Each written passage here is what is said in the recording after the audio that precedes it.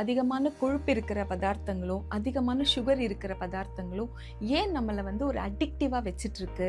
ஏன் திரும்பி திரும்பி இந்த மாரி ஃபுட்டுல போய் மாட்றோம்? இத திரும்பி திரும்பி ஏன் சாப்பிடணும்னு தோணுது? அனைவருக்கும் வணக்கம். நான் doctor Lakshmi Sivakumar, consultant diabetologist, Karunya Sukhalaya diabetes care centre கும்பகோணத்துல இருந்து பேசுறேன். எல்லாருக்கும் தெரியும், ஜங்க் ஃபுட் சாப்பிடுறது, கூல் ட்ரிங்க்ஸ் சாப்பிடுறது, நிறைய packaged foods, sugar foods, sweets அந்த மாதிரி ஃபுட்டு சாப்பிடுறதுனால சுகர் ரொம்ப அதிகமா ஏறும், உடல் பருமன் ரொம்ப அதிகமா ஆகும் அப்படிங்கிற விஷயம் எல்லாருக்குமே தெரியும். தெரிஞ்சாலும் ஏன் திரும்பி திரும்பி இந்த மாதிரி ஃபுட்டுல போய் மாட்டுறோம்? இதை திரும்பி திரும்பி ஏன் சாப்பிடணும்னு தோணுது அப்படின்னா, அதுக்கு ஒரு காரணம் இந்த ஃபேட் சுகர் லூப். அப்படிதான் இந்த ஃபேட் சுகர் லூப் அப்படிங்கிறது ஒரு சுழற்சி முறை மாதிரி, ஒரு சர்க்கிள் மாதிரி தான் இது இருக்கும்.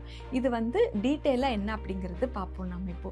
இது ஏன் வருது அப்படின்னா, அதிகமான கொழுப்பு இருக்கிற பதார்த்தங்களும், அதிகமான சுகர் இருக்கிற பதார்த்தங்களும் ஏன் நம்மள ஒரு அடிக்டிவா வச்சிட்டு இருக்கு அப்படின்னா, அதுக்கு காரணம் நம்ம பிரெயின்ல டோபமைன் அப்படிங்கிற ஒரு ஹார்மோன் சுரந்துட்டு இருக்கும். அந்த ஹார்மோன் என்ன பண்ணும்னா, ஒரு ஃபீல் குட் ஹார்மோன். நம்ம ரொம்ப நல்லா ஹாப்பியா இருக்கும் அப்படிங்கிற ஒரு ஃபீலிங் நமக்கு கொடுக்கும். இப்போ நீங்க ஒரு சிப்ஸ் சாப்பிட்றீங்க, இல்லைன்னா ஏதாவது ஒரு பானிபூரி சாப்பிட்றீங்க, வாங்கி சாப்பிட்றீங்க, இல்லைன்னா ஏதாவது ஒரு ஜங்க் ஃபுட், ஏதாவது ஒரு ஸ்வீட் சாப்பிட்றீங்க அப்படின்னா, கேக் சாப்பிட்றீங்க, ஒரு பேஸ்ட்ரிஸ் ஏதாவது சாப்பிட்றீங்கன்னா, ஒரு ஹாப்பி ஒரு ஃபீலிங் வருது இல்லையா? அதுக்கு காரணம் இந்த டோபமைன் ரிலீஸ் தான். இது என்ன பண்ணும் அப்படின்னா, நம்ம அப்போதைக்கு ஹாப்பியாக இருக்கும் அப்படிங்கிறது பரவாயில்ல, ஆனால் இதே ஃபுட்டை திருப்பி திருப்பி நம்ம சாப்பிடணும் அப்படிங்கிற ஒரு தூண்டுதலையும், அந்த ஒரு ஹேபிட் ஆக்கணும் அப்படிங்கிறதுலையும் இந்த ஹார்மோன் ஒரு முக்கியமான பங்கு வகிக்கும். அதனால தான் இந்த பிரெயின் இம்மீடியட்டா ரிவார்ட் வேணும் அப்படிங்கிறதுனால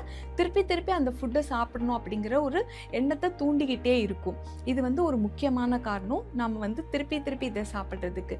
இதை தவிர நம்ம கடைகளில் பேக்கடு ஃபுட்ஸ் நம்ம நிறைய பேர் பார்த்துருப்போம்.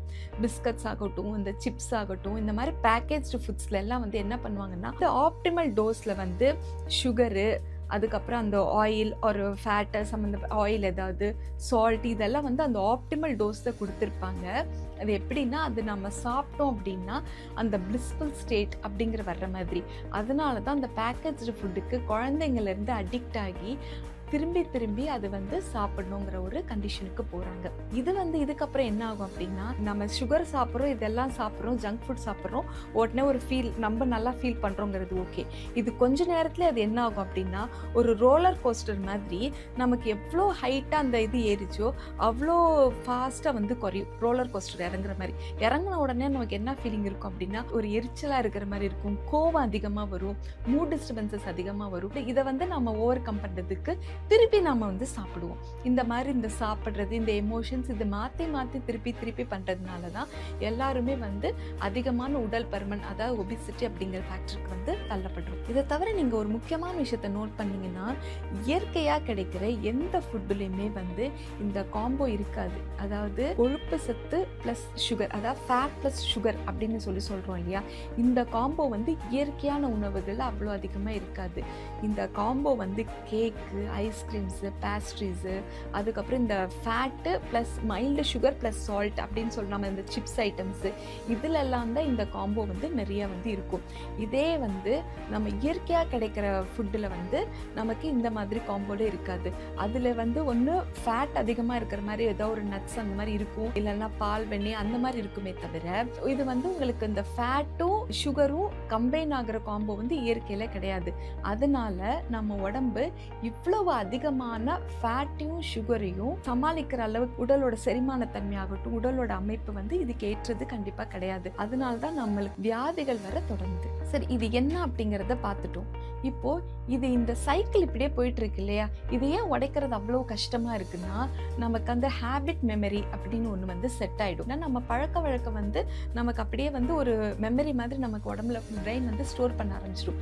எப்படின்னா, ஸ்ட்ரெஸ்ஸாக இருந்தால் சிப்ஸு சாப்பிட்றது, ரொம்ப சேடாக ரொம்ப கவலையாக இருக்கும் அப்படின்னா ஏதோ ஒரு ஐஸ்கிரீம் சாப்பிட்றது, இல்லைன்னா வந்து மிட் நைட்டில் ரொம்ப நேரம் ஒர்க் பண்ணுறோம், இல்லைன்னா மிட் நைட்டில் கொஞ்ச நேரம் முடிச்சுருந்தோம்னா லேட் நைட்டாக கிரேவிங்ஸ் ஏதாவது ஃபுட்டு சாப்பிடணும்னு தோன்றுறது.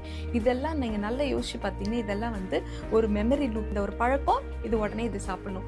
நமக்கு வந்து ஒரு போர் அடிக்குது, உடனே வந்து ஒரு சிப்ஸை சாப்பிடணும். இல்லை ஒரு டிவி முன்னாடி உட்காந்து நம்ம ஒரு கிரிக்கெட் மேட்ச் பார்க்குறோம், இல்லைன்னா ஒரு மூவி பார்க்குறோம், கையில் ஏதாவது ஒன்று ஃபுட் இருந்து சாப்பிட்டுட்டே இருக்கணும். அது முடியிற வரைக்கும் நம்ம வந்து சாப்பிட்டுட்டே இருக்கணும். இது வந்து இந்த ஹேபிட் அண்ட் மெமரி வந்து இது வந்து ஒரு லூப் மாதிரி நம்ம வந்து இதுக்குள்ளேயே அப்படியே சுற்றிக்கிட்டே இருக்கிற மாதிரி இருக்கும். அதனால இது வந்து நம்ம உடச்சி வெளில வர்றதுங்கிறது ஒன்று, நம்ம இந்த ஹேபிட்டை உடைச்சா மட்டும்தான் நம்ம இதிலிருந்து வெளியில் வர்றதுங்கிறது சாத்தியமாக இருக்கும். இன்னொன்று இதே மாதிரி தான் எமோஷனல் ஈட்டிங் அப்படின்னு சொல்லுவோம். எமோஷனல் ஈட்டிங் நிறைய பேர் ரொம்ப கோவமாக இருக்குது, அப்படியே டென்ஷன், ஆங்ஸைட்டி, ஒர்க்கில் வேலை செய்கிற இடத்துல டென்ஷன், வீட்டில் ஏதாவது ஒரு டென்ஷன், என்ன இருக்கோ எல்லாத்தையுமே கையில் என்னென்ன கிடைக்கோ எது இருக்கிற எல்லாத்தையும் சாப்பிட்டுட்டு இருப்பாங்க. இந்த எமோஷனல் ஈட்டிங்ஸு அதே மாதிரி இப்போ நான் ஏற்கனவே சொன்ன மாதிரி ஒரு சேடாக இருந்தால் வந்து ஏதாவது ஒரு பர்டிகுலர் ஃபுட்டு வந்து அப்படியே கண்டினியூஸாக சாப்பிட்டுட்டு இருக்கிறது. நிறைய பேர் பார்த்தீங்கன்னா நல்லாவே தெரியும், இந்த கிரிக்கெட் மேட்ச் பார்க்குறப்போ அந்த பிளேயர்ஸ் அவ்வளோ டென்ஷனாக இருக்காங்களோ இல்லையோ, நம்ம வாட்ச் பண்ணுறவங்க நமக்கு அவ்வளோ டென்ஷனாக இருக்கும். அதை நம்ம ஓவர் கம் பண்ணுறதுக்கு அவ்வளோ அப்படியே உள்ள சிப்ஸு என்னென்ன இருக்கோ பாப்கார்ன் எல்லாமே உள்ளே இறங்கிட்டே இருக்கும். அது எவ்வளோ நேரம் இறங்கிச்சு அப்படிங்கிறது சாப்பிட்றவங்களுக்கே தெரியாது, அவ்வளோ நேரம் இறங்கிட்டே இருக்கும்.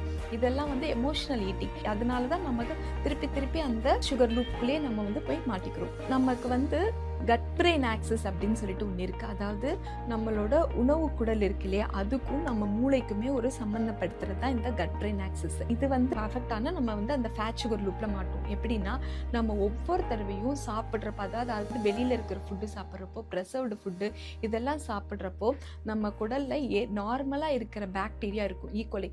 இந்த பாக்டீரியாவோட கண்டென்ட் இது எல்லாமே வந்து கொஞ்சம் மாற ஆரம்பிச்சிடும். இது மாறுறது வந்து நம்ம பிரெயினில் கொடுக்குற சில சிக்னல்ஸ் கொடுக்கும். இது வந்து நமக்கு திருப்பி திருப்பி அந்த கிரேவிங்ஸ் அந்த ஃபுட்டு சாப்பிடணும் அப்படிங்கிற ஒரு ஃபீலிங் வந்து இருந்துகிட்டே இருக்கும். இதனால அது கொஞ்சம் நம்ம நிப்பாட்டுறதுங்கிறது கஷ்டமாக இருக்கும். இன்னொன்று வந்து நம்ம இதை நிப்பாட்டணும் அப்படின்னு ரொம்ப நீங்கள் வில் பவரோட நான் வந்து இந்த மாதிரி கிரேவிங்ஸ் எல்லாம் நான் ஸ்டாப் பண்ணுறேன், நான் இனிமே வந்து ஜங்க் ஃபுட்டை சாப்பிட மாட்டேன் அப்படின்னு நீங்கள் நினைப்பீங்க. நான் இனிமே வந்து நிறைய கூல்ட்ரிங்க்ஸ் குடிக்க மாட்டேன், இனிமேல் வந்து இந்த சிப்ஸ் சாப்பிட்றதை விட்டுறேன் அப்படின்னு சொல்லிட்டு நீங்கள் சடனாக அதை விடணும்னு நினச்சிட்டு விட்டாலும், நீங்கள் கேள்விப்பட்டிருப்பீங்க அந்த ஆல்கஹால் அடிக்ஷனில் வந்து வித்ட்ராயல் சிம்டம்ஸ்ன்னு சொல்லிட்டு. இந்த மாதிரி இதுலேயுமே நீங்கள் சாப்பிட்டு அந்த ஹேபிட் மெமரி, அந்த எமோஷனல் ஈட்டிங் இதெல்லாம் டெவலப் ஆனதுனால ஆல் ஆஃப் தி சடன் நீங்களோட ஈட்டிங் ஹேபிட் நீங்கள் மாற்றணும் அப்படின்னு நினச்சிங்கன்னா ஹெடேக் வர்றது, டயர்ட்னஸ்ஸு, கோவம் வர்றது, டிப்ரெஷன், இந்த மாதிரி சில சிம்டம்ஸ் வர்றதுக்கும் நிறைய வாய்ப்பு இருக்குது. இந்த லூப்ல இருந்து உடச்சிட்டு வெளியில் வர்றதுங்கிறது கொஞ்சம் கடினமான வேலை தான். ஆனால் கண்டிப்பாக நம்மளால் அதை வந்து பண்ண முடியும். ஃபஸ்ட்டு நம்ம வந்து நம்மளை நாம அவேராக நம்ம கண்காணிச்சிக்கிறது. நீங்கள் நல்லா உங்களை நீங்கள் வந்து கண்காணிச்சு பாருங்க. நீங்கள் விழிப்போடு நீங்கள் நல்லா யோசிச்சு பார்த்தீங்கன்னா உங்களை நீங்கள் அப்சர்வ் பண்ணுங்க. எந்தெந்த டைமில் உங்களுக்கு அந்த கிரேவிங் வருது, உங்களுக்கு நீங்கள் சேடாக இருக்கிறப்ப சாப்பிட்றீங்களா, இல்லை ரொம்ப வந்து ஒரு ஆங்ஸைட்டியில் சாப்பிட்றீங்களா, இல்லை ஒரு எப்பயாவது ஒருத்தர் இந்த ஹாப்பி மூடுக்கும் சாப்பிட்றதுங்கிறது கொஞ்சம் ரேராக இருக்கும். ரொம்ப ஹாப்பியாக இருக்கிறப்ப சாப்பிட்றதுங்கிறது அவ்வளோ கம்மியாக இருக்காது. இந்த மற்ற எமோஷன்ஸ் இருக்குல்லையே, ஆங்ஸைட்டியில், ஸ்ட்ரெஸ்ஸில், இல்லை சோகமாக இருக்கிறப்போ எப்போ வந்து நீங்கள் சாப்பிட்றீங்க, எப்போ இந்த கிரேவிங்ஸ் வருதுன்னு ஃபஸ்ட்டு நீங்கள் உங்களை நீங்கள் அப்சர்வ் பண்ணிக்கோங்க. இது வந்து ரொம்ப ரொம்ப முக்கியமான ஸ்டெப்பு. அடுத்து நம்ம என்ன பண்ணோம்னா, உங்களுக்கு நீங்கள் தெரியுது நாம் இந்த மூடில் இப்படி வந்தால் நம்ம சாப்பிட்றோங்கிறது தெரியுது. அப்போது கொஞ்சம் அப்படியே உங்கள் ஹேபிட்டை மாற்றுறீங்க.